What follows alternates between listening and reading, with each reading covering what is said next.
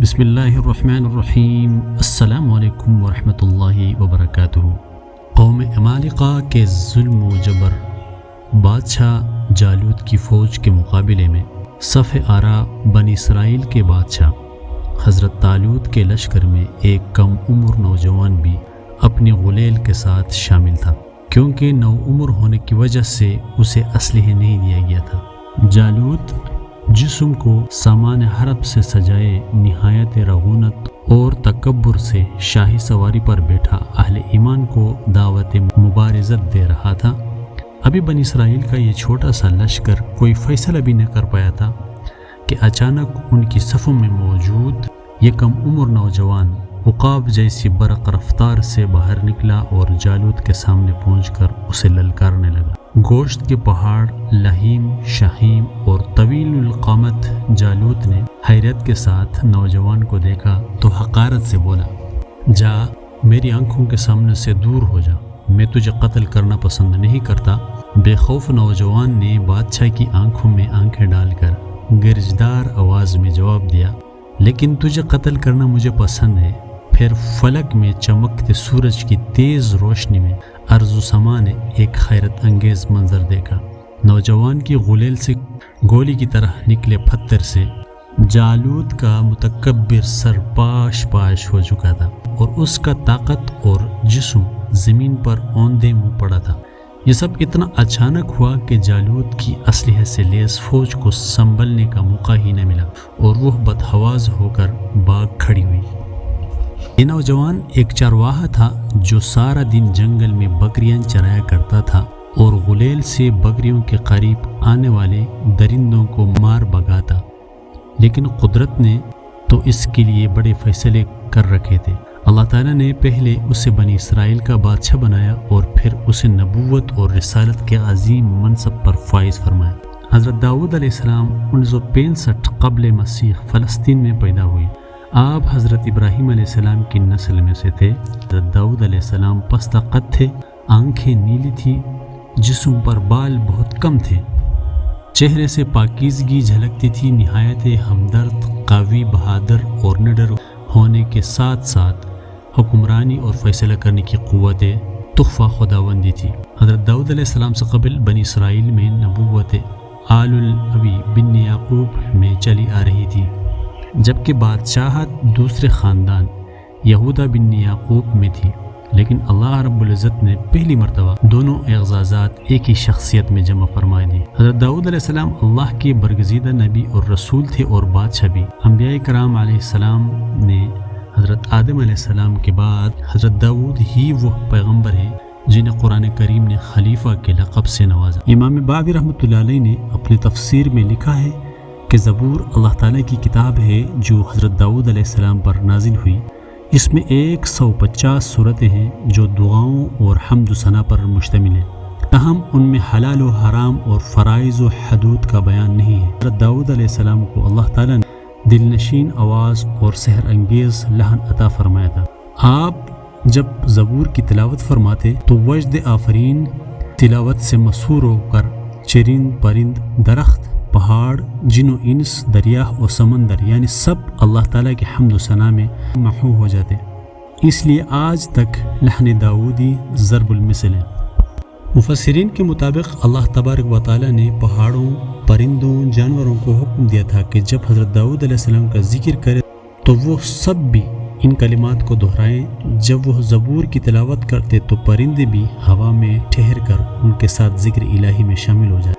اسی طرح پہاڑ، شجر اور دیگر جانور بھی ان کے ساتھ اللہ تبارک و تعالیٰ کی تسبیح کرتے۔ اللہ تبارک و تعالیٰ نے حضرت داؤد کو دوسرا معجزہ یہ عطا فرمایا کہ لوہے کو ان کے لیے موم کی طرف نرم فرمایا دیا۔ حسن بصری رحمۃ اللہ علیہ فرماتے ہیں کہ اللہ تعالیٰ نے ان کے لیے لوہے کو نرم کر دیا، حتیٰ کہ بغیر آگ اور بٹی کے اپنے ہاتھ کے ساتھ اسے ہر طرف سے موڑ لیا کرتے تھے۔ انہیں لوہا موڑنے کے لیے ہتھوڑے کی ضرورت نہیں پڑتی اور نہ کسی دوسرے اوزار کی، وہ موم کی طرح ہاتھ سے اس کی کڑیاں بنا لیا کرتے تھے۔ حضرت قتادہ فرماتے ہیں کہ سب سے پہلے شخص جنہوں نے کڑیوں کی انتہائی محفوظ زیرہ بنائی وہ حضرت داؤد علیہ السلام ہے۔ اس سے پہلے صاف چادر کی زیریں بنتی تھی۔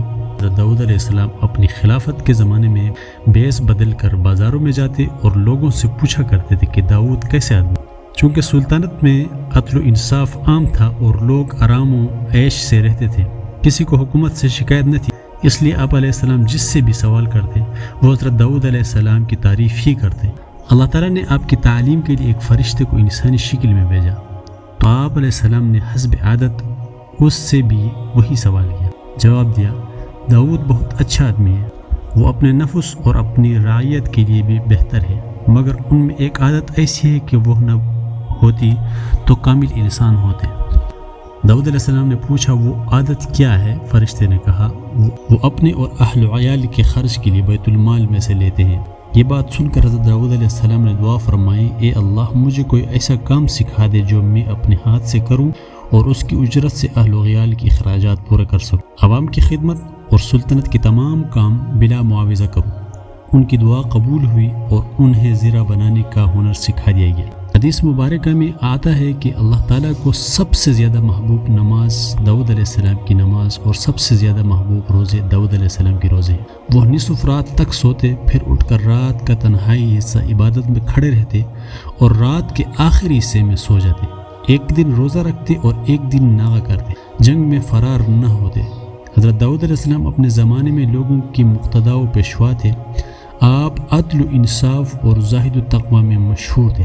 آپ بے مثال خطیب بھی تھے اور خطبات میں حمد و ثناء کے بعد اما بعد سب سے پہلے انہوں نے ہی کہنا شروع کیا.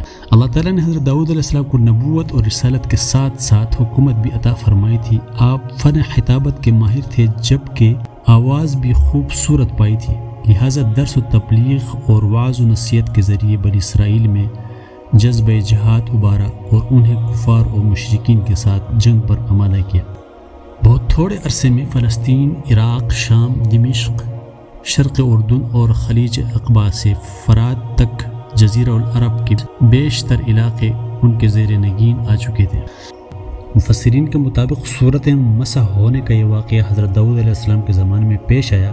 بنی اسرائیل کے لیے ہفتے کا دن صرف عبادت کے لیے مخصوص تھا اور اس دن مچھلی کے شکار سمیت ہر دنیاوی کام ممنوع. سمندر کے کنارے آبادی مچھلی کے شوقین ان لوگوں نے حکم کی نافرمانی کی جس پر اللہ تعالیٰ نے ان کی شکلوں کو مسح کر دیا اور پھر 3 دن بعد وہ سب لوگ مر گئے. تفسیر قرطبی میں ہے کہ یہود نے شروع میں تو حولیے بہانے کر کے مچھلیاں پکڑی، پھر عام طور پر شکار کھیلنے لگے تو ان میں 2 جماعتیں ہو گئی.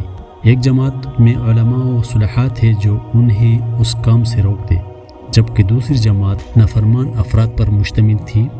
پھر بستی کے بھی 2 حصے کر لیے گئے تھے اور ان کے باہمی تعلقات منقطع ہو گئے. ایک روز محسوس ہوا کہ جس حصے میں نافرمان رہتے ہیں وہاں بالکل سناٹا ہے. جب وہاں جا کر دیکھا گیا تو وہاں رہنے والوں کی صورت مسح ہو چکی. ان کے جوان بندر اور بوڑھے خنزیر بنا دیے گئے تھے، مگر وہ اپنے رشتہ دار انسانوں کو پہچانتے تھے اور ان کے قریب آ کر روتے تھے. حضرت داؤد علیہ السلام کا وصال. حضرت داؤد علیہ السلام نے 100 سال کی عمر میں وفات پائی. آپ نے وسیع و غریض سلطنت پر 40 سال حکومت کی. حضرت داؤد علیہ السلام ہفتے کے دن اچانک وفات پا گئے اور پرندوں کی ٹیکریاں ابر کی طرف ان پر سایہ فگن تھی. آپ علیہ السلام کے جنازے میں شریک صرف علماء بنی اسرائیل کی تعداد 40,000 تھی، جبکہ عوام الناس کی کثیر تعداد اس کے علاوہ تھی. بنی اسرائیل میں حضرت موسیٰ اور حضرت ہارون کی وفات کے بعد اس قدر رنج و غم کسی اور کی وفات پر نہ ہوا تھا. تو یہ تھی آج کی ہماری ویڈیوز. آئندہ ویڈیوز انشاءاللہ العزیز اگر زندگی رہی تو آپ لوگوں کے سامنے پیش کروں گا. اللہ حافظ.